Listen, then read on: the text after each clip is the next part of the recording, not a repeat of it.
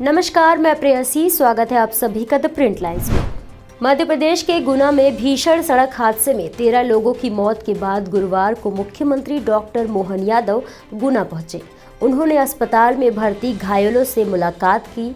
जिला अस्पताल पहुंचे मुख्यमंत्री डॉक्टर मोहन यादव ने घायलों के साथ साथ उनके परिजनों से बातचीत भी की। भीषण हादसे में बस में सवार 16 यात्री गंभीर रूप से घायल हो गए थे। प्रधानमंत्री नरेंद्र मोदी ने भी गुना हादसे पर दुख जताया है। मैं अभी गुना कल जो हादसा हुआ था उनके पीड़ितों से, घायलों से, सभी से मिलकर के आया हूं और मेरे मन में इसकी बड़ी पीड़ा है कि ये घटना बड़ी दुखद हुई है। मध्य प्रदेश सरकार सभी पीड़ितों और पीड़ित परिवारों के साथ खड़ी है। हमारी संवेदनशील सरकार है। इस नाते से मैंने कल कुछ घोषणा भी की थी और वो उन घोषणाओं के आधार पर जो घायल हैं उनसे कहा कि इनका अच्छे से अच्छा हॉस्पिटल में जाकर के भी इलाज कराने की जरूरत है तो इलाज भी कराएंगे। दूसरा, जांच समिति का मैंने निर्देश जारी किए। आज वहीं पे स्पॉट पे ही, चूँकि आरटीओ की जवाबदारी थी, उनको गाड़ियों को चेक करना चाहिए था। अगर फिटनेस अगर अन्य पेपर की कमी है तो स्वाभाविक रूप से उनकी जवाबदारी बनती है। ऐसे सीएमओ जो फायर ब्रिगेड के लिए उनके दृष्टि से भी उन पर मैंने कहा दोनों को सस्पेंड किया जाए। और इसके लिए बड़े अधिकारियों के लिए भी मैंने सीएस को निर्देश जारी किए हैं, कलेक्टर एसपी को, चूँकि उनकी भी जवाबदारी बनती जिले के अंदर ऐसे कोई अगर बगैर परमिट की गाड़ियां चलती है तो उसके बारे में वो भी अपनी आवश्यक सतर्कता बरतें। साथ ही साथ परिवहन विभाग चूँकि जवाबदार विभाग है और परिवहन विभाग अगर प्रदेश भर में वाहन पंजीयन की बाकी कामों की जवाबदारी लेते तो इसके पंजीयन करने के लिए परिवहन के प्रदेश के बड़े अधिकारियों पे और संबंधित और उच्चस्थ अधिकारियों पे भी बात करते हुए इसमें उन पे भी कठोर कार्रवाई का मैंने सीएस को निर्देश दिए हैं और उम्मीद करता हूं कि इस प्रकार की घटनाओं को हमारी सरकार कभी नहीं दोहराने देगी। जब हो सकता हम जरूर मदद करेंगे। मेरी अपनी ओर से एक बार सभी कानून व्यवस्था के अंतर्गत राज्य सरकार की जनता को ये आश्वासन है कि हम सब मिलकर संवेदनशील तरीके से सारे मसलों को देखते हैं और उम्मीद करते हैं कि ऐसी हृदयविदारक घटना दोबारा न हो। सर्दियों का मौसम चल रहा है और इन दिनों उत्तराखंड में सैलानियों की भीड़ लगी हुई है। क्रिसमस से शुरू हुआ जश्न नए साल तक चलेगा। ऐसे में उत्तराखंड की धामी सरकार ने पर्यटकों की सुविधा के लिए बड़ा फैसला लिया है। सरकार ने रेस्टोरेंट, होटल और ढाबा आदि को 24 घंटे खुला रखने की अनुमति दी है। आदेश के मुताबिक 30 दिसंबर से 2 जनवरी तक सभी होटल, रेस्टोरेंट और ढाबे 24 घंटे खुले रहेंगे।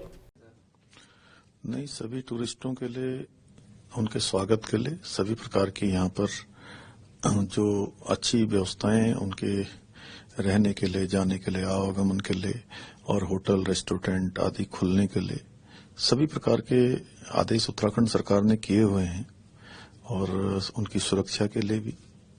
इसके साथ साथ किसी प्रकार की अवांछित जो गतिविधियां हैं वह भी न हो, उसके भी सारे इंतजाम किए गए हैं कि सबकी सुरक्षा, सबका जो उत्तराखंड आगमन है वो सरल हो, अच्छा हो, किसी प्रकार की कोई परेशानी न हो।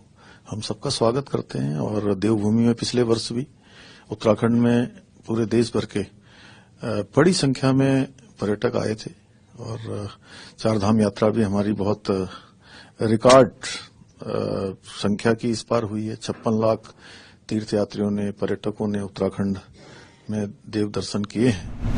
जम्मू कश्मीर में कानून व्यवस्था की स्थिति पर केंद्रीय मंत्री और पूर्व सेना प्रमुख जनरल वीके सिंह ने क्या कहा, सुनिए। रक्षा मंत्री जी गए वहां पर, उन्होंने पूरे देश को आश्वासन भी दिया है, सेनाओं के बारे में भी उन्होंने कुछ बोला है। तो मैं आपके माध्यम से ये कहना चाहूंगा, फिक्र करने की कोई बात नहीं है। देश पूरे तरह से मुस्तैद है, सेनाएं जो काम करना है वो काम कर रही हैं, सरकार का उनको पूरा साथ है, हर चीज ठीक तरह से होगी। 12 ज्योतिर्लिंगों में से एक महाकाल मंदिर में शिवलिंग का लगातार क्षरण हो रहा है। अब इसकी जांच करने एएसआई और जीएसआई की टीम पहुंची है। टीम के सदस्यों ने कई यंत्रों से शिवलिंग के क्षरण की जांच की, साथ ही इंची टेप से बाबा महाकाल के शिवलिंग की गोलाई को भी नापा। आपके दिशा के लिए आए हैं, कुछ माननीय उच्चतम न्यायालय के आदेश पर 4 लोगों की हमारी टीम है। 2 सदस्य जो हैं उप महानिदेशक और निदेशक GSI से हैं, 2 निदेशक जो है हमारे ASI से हैं। तो आप नाम जानना चाहेंगे? ठीक है। सुखी सरकार उप महानिदेशक, राधेश्याम जी ये निदेशक है, डॉक्टर भुवन विक्रम और मैं रामजी निगम। ठीक है। सालाना निरीक्षण में हम लोगों ने निरीक्षण कर लिया है महाकाल ज्योतिर्लिंग का और सैंपल भी ले लिया है अलग अलग तरह के। अब इसकी हम बैठ के हम लोग समीक्षा करेंगे, उसके बाद माननीय उच्चतम न्यायालय पर सबमिट करेंगे। 22 जनवरी को होने वाले भव्य प्राण प्रतिष्ठा के कार्यक्रम से पहले देश भर के लोग अलग अलग तारीखों से प्रभु श्री राम की आस्था को प्रकट कर रहे हैं। इसी क्रम में पूरे महाराष्ट्र से आए विष्णु संघ की टीम ने अयोध्या के रंगनाथ मंदिर में रामलला की धुन पर शंख बजाए और प्रभु श्री राम के प्रति अपनी आस्था को प्रकट किया। कि जैसे लोग उस पूर्व के जैसे रामचरितमानस जब लोग पढ़ते हैं, सुनते हैं, गाते हैं तो अपने आप में नाचते हैं, गाते हैं, मन ही नाचता है। उसी प्रकार शंखनाद हम आपको ये करा रहा है, द्वापर त्रेता सतयुग की अनुभूति करा रहा है कि आज भगवान श्री राम के प्राकट्य के पहले ही आज पूरा संसार में एक ऐसी प्रसन्नता का वातावरण है, हर्ष उल्लास का वातावरण है जो वाणी से उसको हम नहीं कह सकते, वाणी से परे है।